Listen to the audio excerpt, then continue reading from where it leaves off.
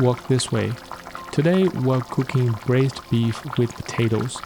All the ingredients are listed in the description.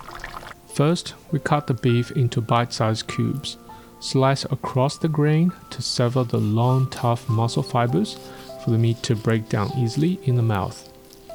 For slow cooking, we use beef brisket or rib fingers.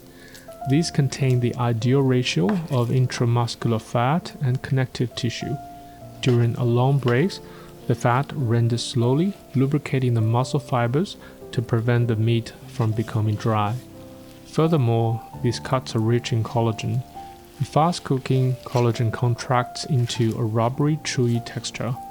During slow cooking, however, collagen is converted into gelatin, which not only makes the meat melt in your mouth, but also creates a naturally thick, velvety broth. Yellow-skinned potatoes would be ideal for this dish.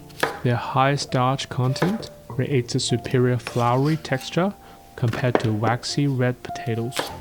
Use a roll cut to maximize surface area for flavor absorption and a visually appealing texture. Blanch with cold water. Once the foam rises, turn the heat to medium-low and keep skimming until the liquid is clear.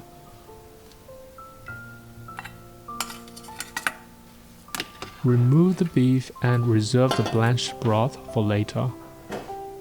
Add oil, sugar, and a splash of water.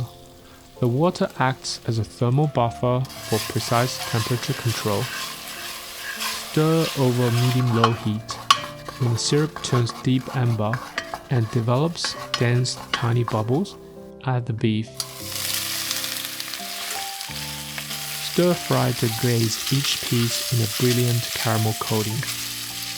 Add ginger, garlic, spring onion, and whole spices such as star anise, cinnamon, bay leaves, or what's available to you. The bean paste adds color and depth, but is optional. You may also add onion or carrots for the natural sweetness. Pour in the reserved broth until submerged. Do not use cold water here. The thermal shock will cause the fibers to seize and toughen. Simmer on low for 90 minutes to allow enough time for the collagen to turn into gelatin, or use a pressure cooker for 30 minutes. Add the potatoes and simmer for another 15 minutes. Turn up the heat for the final reduction. Keep it within 5 minutes. You may remove the excessive oil on the surface. Taste and adjust with salt. And finish with a handful of spring onion leaves and parsley. Now let's look at a simplified one-pot version. Simply combine all ingredients and spices in a pressure cooker. Add water and cook for 30 minutes, followed by 15 minutes for the potatoes. Finalize by reducing the sauce and garnishing with spring onion leaves. Let's compare the two versions. The one-pot version is on the left, the full version is on the right. Visually, the one-pot version is noticeably paler, even though the two versions use exactly the same ingredients. Without the caramelization step, the sugar only provides sweetness without adding the dark amber color. The tenderness of the meat is similar in the two versions. The tastes of the two versions do not differ that much.